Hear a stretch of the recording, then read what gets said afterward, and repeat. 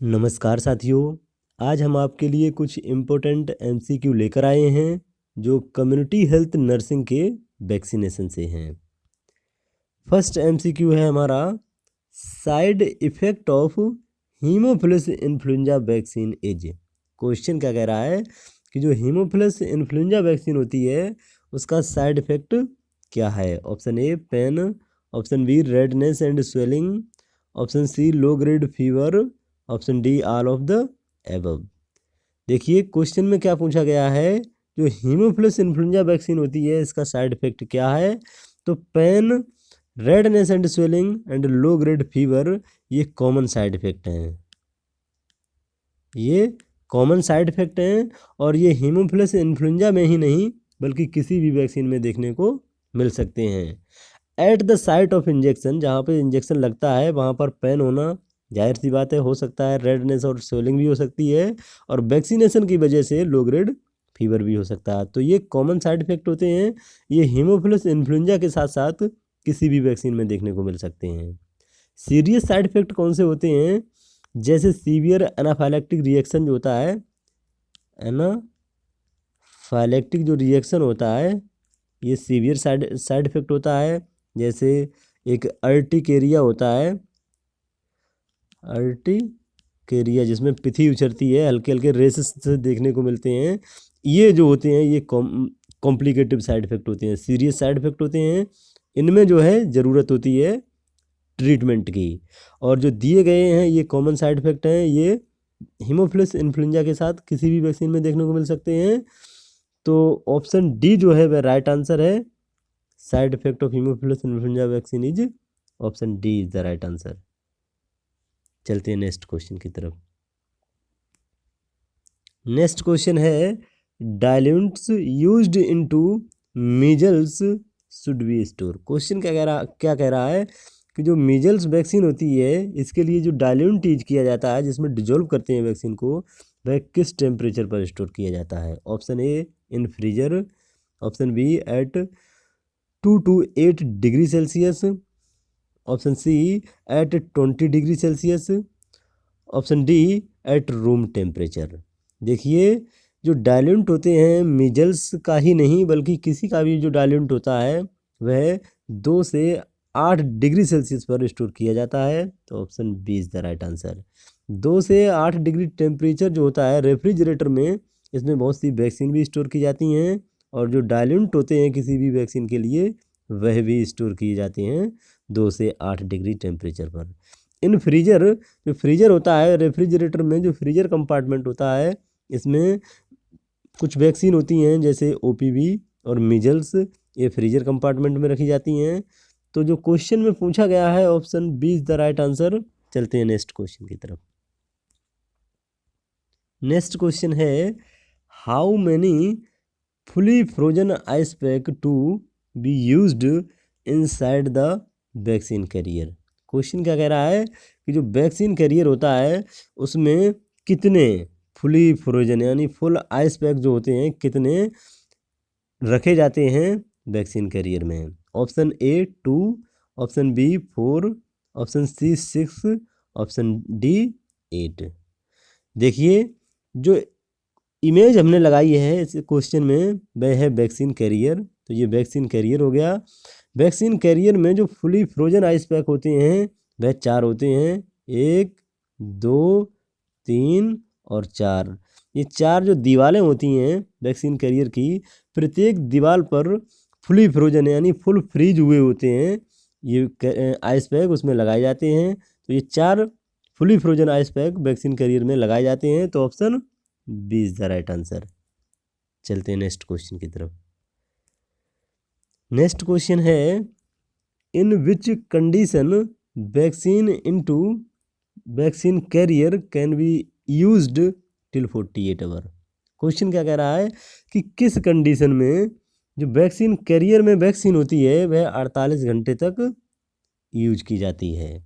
Option A if lid is tightly closed, option B if carrier is in cool place, option C if ice pack is still frozen, option D all above. देखिए किस question में क्या पूछा गया है कि किस condition में जो वैक्सीन है वैक्सीन कैरियर में 48 घंटे तक यूज की जाती है। तो ऑप्शन डी इसमें राइट आंसर है। इसकी वजह क्या है कि क्वेश्चन ऑप्शन ए जो है if lid is tightly closed, जो वैक्सीन कैरियर होता है उसका ढक्कन अगर टाइटली क्लोज्ड हो तो ऑप्शन बी जो है if carrier is in cool place, carrier जो होता है वह कूल प्लेस में होना चाहिए। If ice pack is still frozen, ice pack जो है वह फ्रोजन होने चाहिए यानी फ्रीज होने चाहिए, बर्फ उसमें पिघली नहीं होनी चाहिए। तो ये ऑप्शन ए बी सी ये तीनों जो हैं ये वैक्सीन कैरियर में होने चाहिए, कूल प्लेस में होना चाहिए, ढक्कन क्लोज होना चाहिए और आइस पैक जो होते हैं वह फ्रीज होने चाहिए। तब हम वैक्सीन कैरियर में 48 घंटे तक यूज कर सकते हैं। तो option D is the right answer. चलते हैं नेक्स्ट क्वेश्चन की तरफ। नेक्स्ट क्वेश्चन है vaccines which prevent the effect of future infection are. Question क्या कह रहा है कि वैक्सीन को क्या कहते हैं जो वैक्सीन फ्यूचर में होने वाले इन्फेक्शन से प्रिवेंट करती है। Option A therapeutic vaccine, option B killed vaccine, option C prophylactic vaccine, option D toxoid vaccine. देखिए जो वैक्सीन हमें फ्यूचर में होने वाले बैक्टीरिया या वायरस से होने वाले इन्फेक्शन से बचाती है उसको प्रोफाइलेक्टिक वैक्सीन कहते हैं। Option C is the right answer. Prophylactic vaccine का मतलब ये होता है, प्रोफाइलेक्टिक जो वर्ड होता है इसका मतलब होता है बचाव, और जो वैक्सीन फ्यूचर में होने वाले इन्फेक्शन से बचाती हैं तो उनको प्रोफाइलेक्टिक वैक्सीन कहते हैं। थेरेप्यूटिक वैक्सीन कौन सी होती हैं जो कैंसर में यूज की जाती हैं, वो थेरेप्यूटिक वैक्सीन होती हैं जो उपचार के लिए यूज की जाती हैं। किल्ड वैक्सीन जो किल्ड बैक्टीरिया और किल्ड वायरस से बनी हुई होती हैं उनको किल्ड वैक्सीन कहते हैं। और जो टॉक्सोइड होती हैं जो बैक्टीरिया के टॉक्सिन से बनती हैं उनको टॉक्सोइड कहते हैं, जिसमें टीटी होती है और एक डिप्थीरिया की जो वैक्सीन होती है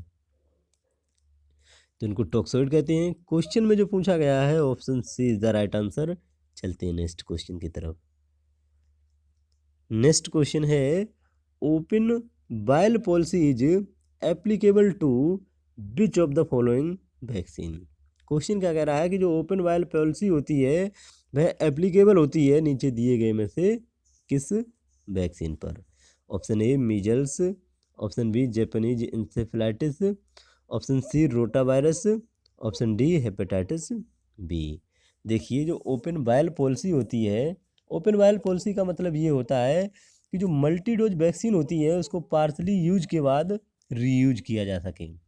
ओपन बाइल पॉलिसी जो होती है वह अलाउ करती है जो पार्सली यूज वैक्सीन होती है मल्टी डोज वैक्सीन उसको दोबारा से बाद में यूज किया जा सके। तो इसमें जो ओपन बाइल पॉलिसी होती है ये किस पर एप्लीकेबल होती है, तो वो होती है डीपीटी, टीटी और ओपीवी और आईपीवी। पोलियो की जो दोनों वैक्सीन होती हैं इंजेक्टेबल और ओरल दोनों पर एप्लीकेबल होती है।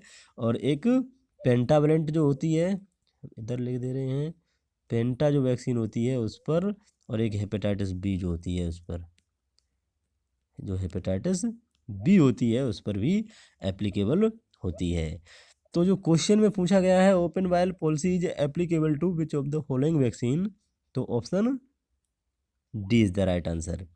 ऑप्शन में जो दिए गए हैं उनमें हेपेटाइटिस बी जो है वह ओपन बाइल पॉलिसी के अंतर्गत आती है। हेपेटाइटिस बी के बाद डीपीटी, टीटी, ओपीवी, आईपीवी, पेंटा और हेपेटाइटिस बी ये ओपन बाइल पॉलिसी के अंतर्गत आती हैं। और जापानीज इंसेफेलाइटिस, मीजल्स और रोटा वायरस जो होती हैं यह ओपन बाइल पॉलिसी के अंतर्गत नहीं आती हैं। इसके साथ साथ एक बीसीजी भी होती है, बीसीजी मीजल्स, जापानीज इंसेफेलाइटिस और रोटा वायरस ये 4 वैक्सीन जो ऐसी होती हैं जो ओपन बाइल पॉलिसी के अंतर्गत नहीं आती हैं। तो क्वेश्चन में जो पूछा गया है option D is the right answer. चलते हैं नेक्स्ट क्वेश्चन की तरफ। नेक्स्ट क्वेश्चन है all of the following disease are preventable through immunization except. Question क्या कह रहा है कि नीचे दिए गए सभी डिजीज जो हैं इम्यूनाइजेशन से प्रिवेंटेबल हैं एक को छोड़कर। Option A mumps, option B measles, option C diphtheria, option D influenza.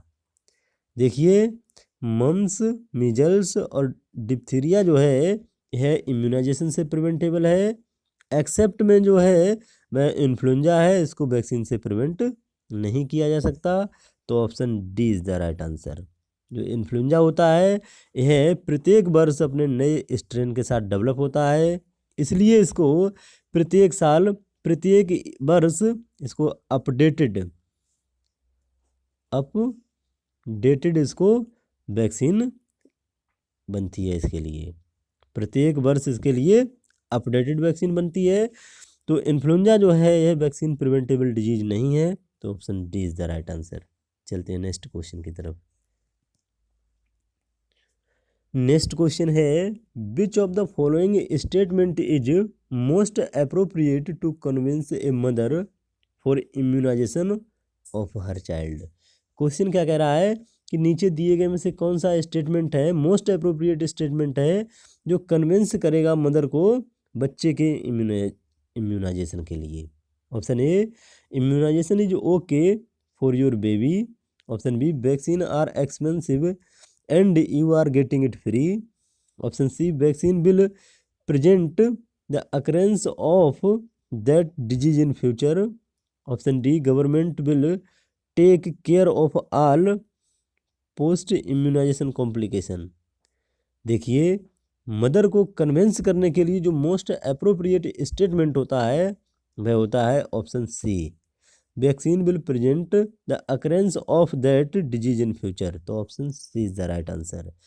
जो मदर को कन्विंस करने के लिए जो अप्रोप्रिएट स्टेटमेंट होगा वह यह होगा कि जो वैक्सीन है आपके बच्चे को फ्यूचर में होने वाले डिजीज से बचाती है, इसलिए ये बच्चे के लिए बहुत ज़रूरी है। इसमें माँ जो है अपने बच्चे से प्यार करती है और वो मान जाती है। तो option C is the right answer. चलते हैं नेक्स्ट क्वेश्चन की तरफ। नेक्स्ट क्वेश्चन है vaccine administered as intranasal spray और एज नोज ड्रॉप। क्वेश्चन क्या कह रहा है कि कौन सी वैक्सीन है जो इंट्रानेजल स्प्रे किया जाता है और नोज में ड्रॉप की तरह यूज किया जाता है। Option A rubella, option B polio, option C measles, option D influenza. देखिए जो इंट्रानेजल और नोज ड्रॉप की तरह यूज किया जाता है जिसको वह होती है इन्फ्लुएंजा वैक्सीन। तो option D is the right answer. Rubella और मीजल्स इनको सबकुटेनियस दिया जाता है और पोलियो जो होती है यह इंजेक्टेबल होती है जिसको आईपीवी कहते हैं और जो ओरल पोलियो होती है वह ओपीवी कहलाती है। तो इंट्रानेजल जो क्वेश्चन में पूछा गया है तो वो होती है influenza. Option D is the right answer. चलते हैं नेक्स्ट क्वेश्चन की तरफ। नेक्स्ट क्वेश्चन है neonate born to women infected with hepatitis B should undergo which statement. Question क्या कह रहा है कि एक मदर है जो हेपेटाइटिस बी से इन्फेक्टेड है, उन्होंने एक नियोनेट को जन्म दिया है, तो कौन सा स्टेटमेंट जो है ट्रीटमेंट के लिए उचित रहेगा। Option A hepatitis B vaccine at birth and 1 month, option B hepatitis B immunoglobin at birth no hepatitis vaccine, option C hepatitis B immunoglobin within 48 hour of birth and hepatitis B vaccine at 1 month, option D hepatitis B immunoglobin within 12 hour of birth and hepatitis B vaccine at birth 1 month और 6 month. देखिए question क्या कह रहा है कि अगर कोई infected women है हेपेटाइटिस बी से तो उनके नियोनेट को ट्रीटमेंट के लिए जो स्टेटमेंट होता है वह ऑप्शन डी जो है वह राइट आंसर है।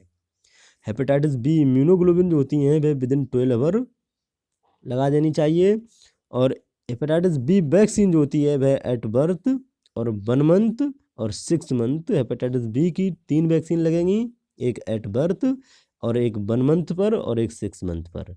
और हेपेटाइटिस बी इम्यूनोग्लोबिन जो होती हैं वह within 12 hour of birth लगा दी जाती हैं। तो ऑप्शन डी जो है वह राइट आंसर है। चलते हैं नेक्स्ट क्वेश्चन की तरफ। नेक्स्ट क्वेश्चन है a child is born to women who has tested HBsAg positive should this infant receive the first dose of hepatitis B vaccine. Question क्या कह रहा है कि एक वुमेन है, HbSAg टेस्ट जो होता है, जो हेपेटाइटिस बी का टेस्ट होता है, उसमें पॉजिटिव है और उन्होंने एक बच्चे को जन्म दिया है। तो इस इन्फेंट को जो हेपेटाइटिस बी की फर्स्ट डोज जो होती है वह कब देनी चाहिए? Option A within 12 hour of birth, option B within first 2 month after birth, option C within between age of 1 and 4 month, option D between 6 and 18 month. देखिए, अगर कोई वुमेन जो है वह इन्फेक्टेड हैं hepatitis B से, positive हैं, तो उस बच्चे में जो हेपेटाइटिस बी वैक्सीन जो होती है वह within 12 hour of birth लगा देनी चाहिए। तो option A is the right answer. Hepatitis B सबसे पहले क्या होता है, अगर कोई वुमेन जो है हेपेटाइटिस बी से पॉजिटिव है तो उस बच्चे में hepatitis B immunoglobulin, hepatitis B immunoglobulin जो होते हैं वह एट बर्थ लगा दिए जाते हैं। उसके बाद हेपेटाइटिस बी की जो फर्स्ट डोज जो होती है वह within 12 hour of birth लगा देनी चाहिए, और सेकेंड डोज जो होती है वह 1 मंथ पर, और जो थर्ड डोज होती है वह 6 मंथ पर एडमिनिस्टर की जाती है। तो option A is the right answer. चलते हैं नेक्स्ट क्वेश्चन की तरफ। नेक्स्ट क्वेश्चन है route of administration of hepatitis B vaccine. Question क्या कह रहा है कि जो हेपेटाइटिस बी वैक्सीन होती है उसको एडमिनिस्टर करने का जो रूट होता है वह कौन सा होता है? Option A intradermal, option B subcutaneous, option C intramuscular, option D intranasal. देखिए, जो हेपेटाइटिस बी वैक्सीन होती है वह इंट्रामस्कुलर यूज की जाती है, तो option C is the right answer. Hepatitis B vaccine को IM यानी इंट्रामस्कुलर लगाया जाता है। इंट्रानेजल जो होता है वह इन्फ्लुएंजा की वैक्सीन होती है, जो इन्फ्लुएंजा की वैक्सीन होती है वह इंट्रानेजल यूज की जाती है। सबकुटेनियस में जो MMR होती है वह सबकुटेनियस यूज की जाती है, और इंट्राडर्मल जो वैक्सीन यूज की जाती है वह होती है BCG। क्वेश्चन में जो पूछा गया है option C is the right answer. चलते हैं नेक्स्ट क्वेश्चन की तरफ। नेक्स्ट क्वेश्चन है the vaccine for meningococcal meningitis provide immunity that last for about. Question क्या कह रहा है कि जो मेनिंजियोकोकल मेनिंजाइटिस की जो वैक्सीन होती है वह कब तक इम्यूनिटी प्रोवाइड करती है? Option A 5 year, option B 2 year, option C 3 year, option D 4 year. देखिए, जो मेनिंजियोकोकल मेनिंजाइटिस की जो वैक्सीन होती है वह 3 ईयर तक 3 ईयर तक इम्यूनिटी प्रोवाइड करती है, तो option C is the right answer. जो मेनिंजियोकोकल मेनिंजाइटिस की जो वैक्सीन होती है वह 3 ईयर तक इम्यूनिटी प्रोवाइड करती है। इसके बाद उसको एक बूस्टर डोज की रिक्वायरमेंट होती है, तो इसलिए option C is the right answer. Thank you. खुश रहो, मस्त रहो, मेहनत से पढ़ते रहो। जानकारी अच्छी लगी हो तो चैनल को सब्सक्राइब कीजिए।